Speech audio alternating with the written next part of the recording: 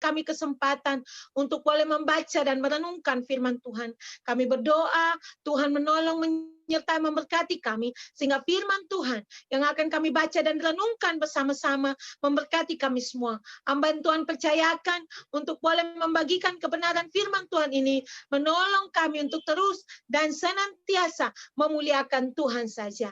Hanya di dalam nama Yesus Kristus kami berdoa, haleluya, amin. Ya, Ulangan pasal 31 ayat 1 sampai 8. Silahkan menyimak di Alkitab masing-masing dan saya akan membacakannya bagi kita semua. Yosua sebagai pengganti Musa. Kemudian pergilah Musa, lalu mengatakan segala perkataan ini kepada seluruh orang Israel. Berkatalah ia kepada mereka, aku sekarang berumur 120 tahun. Aku tidak dapat giat lagi, dan Tuhan telah berfirman kepadaku, sungai Yordan ini tidak akan kau seberangi. Tuhan Allahmu, dialah yang akan menyeberang di depanmu, dialah yang akan memunahkan bangsa-bangsa itu dari hadapanmu, sehingga engkau dapat memiliki negeri mereka. Yosua, dialah yang akan menyeberang di depanmu, seperti yang difirmankan Tuhan. Dan Tuhan akan melakukan terhadap mereka, seperti yang dilakukannya terhadap Sihon dan Og, raja-raja orang Amori, yang telah dipunahkannya itu, dan terhadap negeri mereka. Tuhan akan menyerahkan mereka kepadamu, dan haruslah kamu melakukan kepada mereka tepat seperti perintah yang kusampaikan kepadamu. Kuatkan dan teguhkanlah hatimu, janganlah takut dan jangan gemetar karena mereka, sebab Tuhan Allahmu, dialah yang berjalan menyertai engkau. Ia tidak akan membiarkan engkau dan tidak akan meninggalkan engkau. Lalu Musa memanggil Yosua dan berkata kepadanya di depan seluruh orang Israel, kuatkan dan teguhkanlah hatimu, sebab engkau akan masuk bersama-sama dengan bangsa ini ke negeri yang dijanjikan Tuhan dengan sumpah kepada nenek moyang mereka untuk memberikannya kepada mereka. Dan engkau akan memimpin mereka sampai mereka memilikinya. Sebab Tuhan, Dia sendiri akan berjalan di depanmu. Dia sendiri akan menyertai engkau. Dia tidak akan membiarkan engkau dan tidak akan meninggalkan engkau. Janganlah takut dan janganlah patah hati. Saudari-saudari yang terkasih dalam Tuhan Yesus Kristus, hari ini tema kita adalah Don't lose hope. Don't lose hope atau jangan hilang harapan. Ulangan pasal 31 ayat 1 sampai 8 ini menuliskan tentang ketika Musa menyuruh memberitahukan kepada bangsa Israel bahwa Yosua akan menggantikan dia memimpin mereka untuk masuk di tanah perjanjian. Nah, ada 3 kebenaran penting yang akan saya bagikan kepada kita semua pada hari ini tentang mengapa kita tidak boleh atau jangan hilang harapan dalam kehidupan kita. Dan mengapa bagian firman Tuhan ini saya memilihnya untuk kita pada hari ini. Saya mengerti bahwa di hari Minggu yang kedua ini untuk kita masuk tahun 2021 ini, kita berharap bahwa corona akan hilang, kita berharap bahwa keadaan di Indonesia akan jadi lebih baik, kita berharap hal-hal yang baik. Tetapi kita lihat bahwa sampai hari ke-10 pun keadaan di Indonesia semakin luar biasa dahsyat itu corona. Di Hong Kong pun keadaannya sepertinya juga masih ada begitu banyak orang yang kena, dan kita kadang-kadang sebagai manusia biasa kita kayak tidak bisa lagi, sepertinya semua tidak akan kembali jadi baik, kayaknya kita harus hidup hanya seperti ini saja. Bahkan ada di antara kita yang hilang harapan karena sudah planning untuk pulang ke Indonesia dan bertemu dengan keluarga, tetapi harus di-cancel semua, tidak bisa itu dilakukan karena situasi yang ada pada saat ini. Maka saudari-saudari yang terkasih dalam Tuhan Yesus Kristus, kita belajar untuk don't lose hope. Maka ada 3 kebenaran penting yang akan kita pelajari. Yang pertama, mari kita lihat. Jangan hilang harapan. Terus apa yang harus kita lakukan? Mari kita perhatikan di sini, Musa, saya mencatat Musa dipanggil Tuhan untuk melayani di usianya yang ke-80 tahun. Nah, dia melayani sepanjang 40 tahun. Kita ingat ya, bangsa Israel ini kan mereka akan masuk ke ini tanah perjanjian itu, mereka mengembara di padang gurun selama 40 tahun. Artinya Musa hidup sampai usianya 120 tahun. Nah, ketika Musa hidup sampai usia 120 tahun itu, kita perhatikan selama 40 tahun, Musa itu selalu bersama dengan siapa? Yosua. Yosua ini selalu bersama dengan Musa. Jadi 40 tahun ini Yosua tetap bersama dengan Musa. Saya catat bagian-bagian Alkitab ini, saudara-saudari nanti boleh perhatikan di Alkitab masing-masing. Yosua juga adalah seorang yang memimpin bangsa Israel untuk menang atas orang Amalek. Waktu mereka perang, Musa itu tugasnya ngangkat tangan saja. Ketika Musa angkat tangan, maka mereka menang. Kalau dia capek tangannya terturut, mereka kalah. Masih ingat cerita itu waktu kita masih sekolah minggu. Nanti kalau yang belum pernah baca, bisa baca tentang kisah ini, sangat luar biasa. Dan itu mereka memang Musa pada saat itu yang diperintahkan Tuhan untuk mengangkat tangannya seperti itu, tetapi yang maju berperang memimpin bangsa Israel adalah Yosua. Terus yang berikutnya, bersama dengan Musa ketika Musa akan naik ke Gunung Sinai. Kita ingat Musa akan terima dua loh batu atau menerima firman Tuhan daripada Tuhan. Sebelum dia naik ke atas gunung itu, Musa juga ditemani oleh Yosua. Nah, Yosua juga adalah salah satu dari 12 orang pengintai yang masuk untuk lihat daerah Kanaan itu seperti apa. Nah, dari 12 orang, hanya Yosua dan Kaleb yang bilang, tempat itu baik, penuh susu dan madu. Mereka melihat sesuatu dari sisi positifnya. Nah, saya mau mengajak kita untuk memperhatikan ini dengan satu kebenaran, yaitu gunakan waktu dengan bijaksana. Kalau seandainya Musa bukan orang yang benar-benar bisa menggunakan waktu dengan bijaksana, dia tidak akan persiapkan Yosua untuk menggantikan dia. Dan yang kedua, kalau Yosua bukan orang yang bijaksana, dia tidak always stick with Moses. Dia tidak akan selalu bersama dengan Moses. Mungkin dia akan sama seperti orang-orang bangsa Israel yang lain, yang mereka mati dalam perjalanan menuju kepada tanah Kanaan karena mereka tidak melihat hal-hal luar biasa dilakukan oleh Tuhan. Dan yang berikutnya, Musa dan juga Yosua ini menggunakan waktu untuk apa? Membangun hubungan mereka, melihat iman mereka, membangun iman mereka kepada Tuhan. Kalau kita lihat ya, Yosua melihat bagaimana kehidupan imannya Musa bersama dengan Tuhan. Jadi setiap perjalanan iman Musa itu dilihat oleh Yosua. Perjalanan iman ini juga membuat dia juga takut Tuhan, dia juga tahu bahwa Tuhan itu luar biasa. Dia melihat sesuatu dari cara pandang Tuhan, bahkan dia tidak pernah sadar bahwa dia sedang dipersiapkan Tuhan untuk menjadi pemimpin bangsa Israel pada masa ketika Musa dipanggil kembali oleh Tuhan. Nah, saudari-saudari yang terkasih dalam Tuhan Yesus Kristus, kita mungkin tidak seperti Musa, kita juga tidak seperti Yosua, tetapi semua kita adalah seorang ibu dan akan menjadi ibu. Nah, itu pertama. Terus yang kedua, kita semua masih hidup, masih dikasih kesempatan oleh Tuhan untuk melakukan sesuatu. Maka firman Tuhan ini, saya mau kita semua belajar untuk menggunakan waktu kita dengan bijaksana.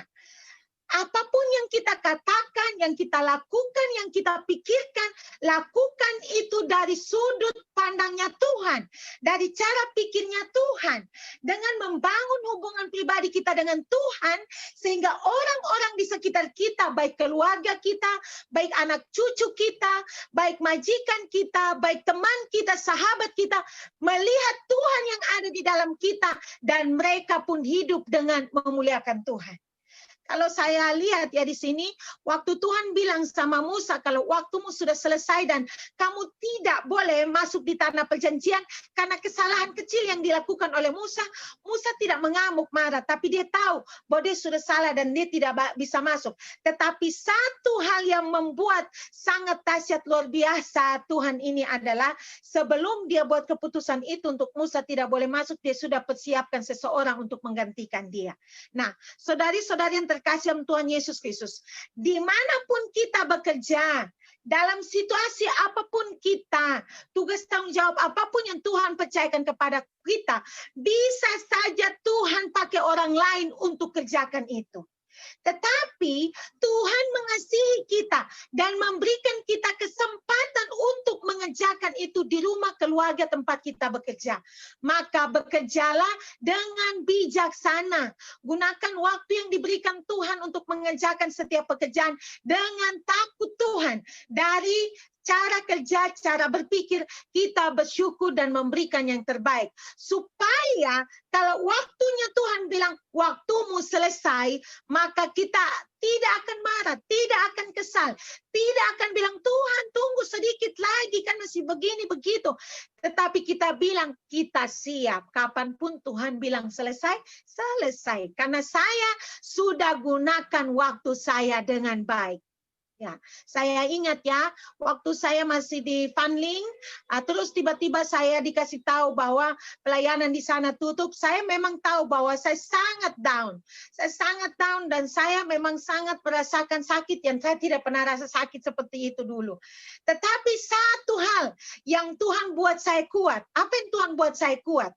Adalah sepanjang 1 tahun lebih dari 2 atau 3 bulan saya gunakan waktu saya dengan baik. Saya tidak pernah main-main melayani Tuhan. Saya tidak pernah sembarangan. Saya hidup dengan benar-benar berjuang untuk memberikan yang terbaik semampu saya.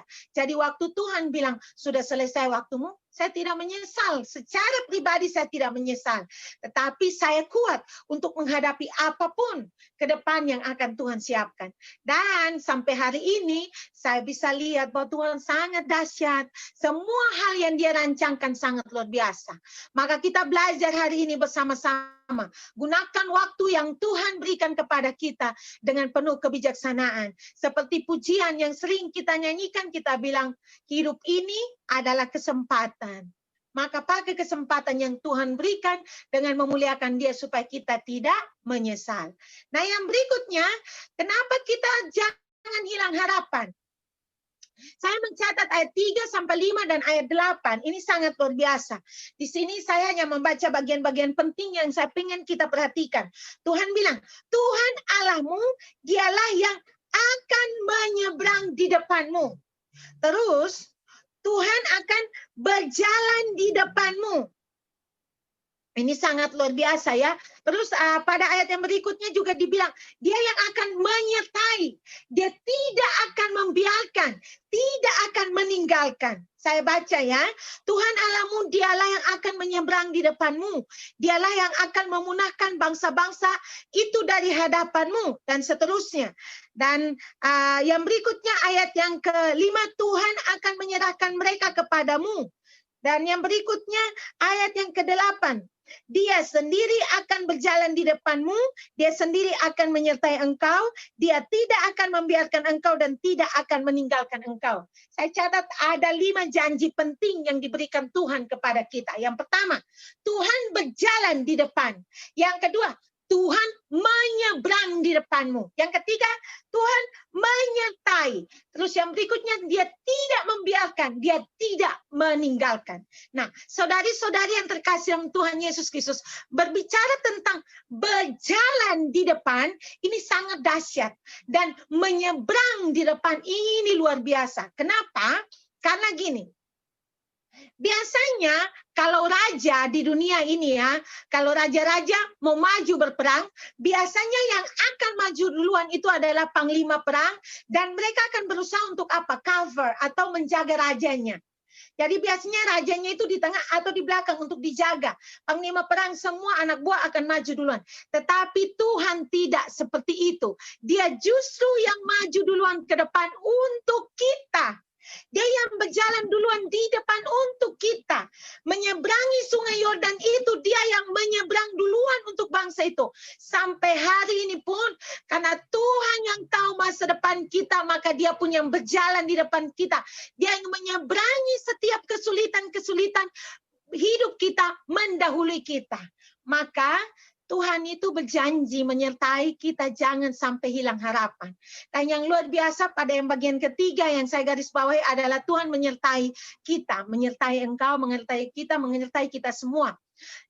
Kata menyertai yang selalu kita tahu ya, Allah menyertai kita. Immanuel itu berarti bukan hanya di depan, tetapi di depan, di belakang, di samping, kiri, kanan, bahkan di dalam kita.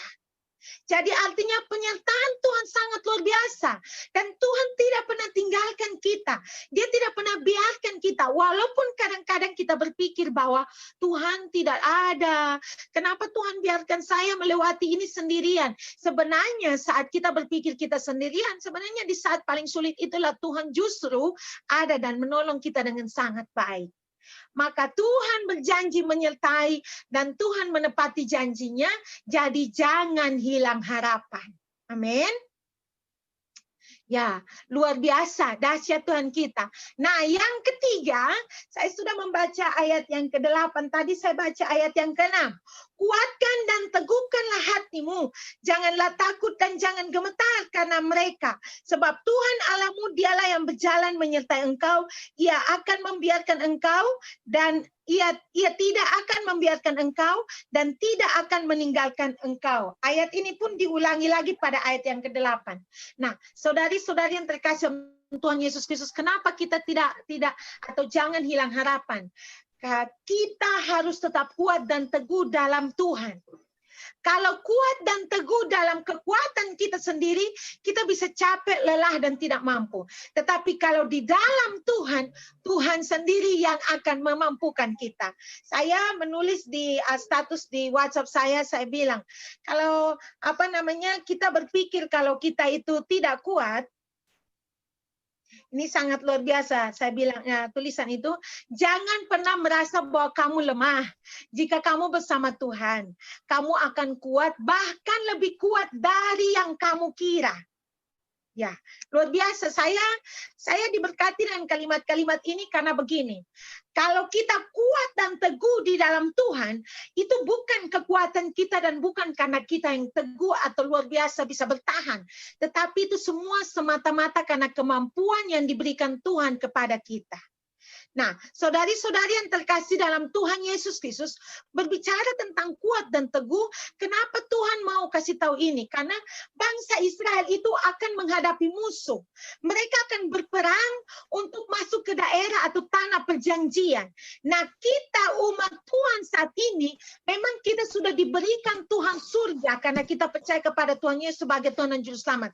Tetapi perjalanan hidup kita untuk menuju ke surga itu ada banyak tantangan, ada banyak masalah, ada banyak persoalan, dan iblis tidak tinggal diam untuk membuat kita jauh daripada Tuhan.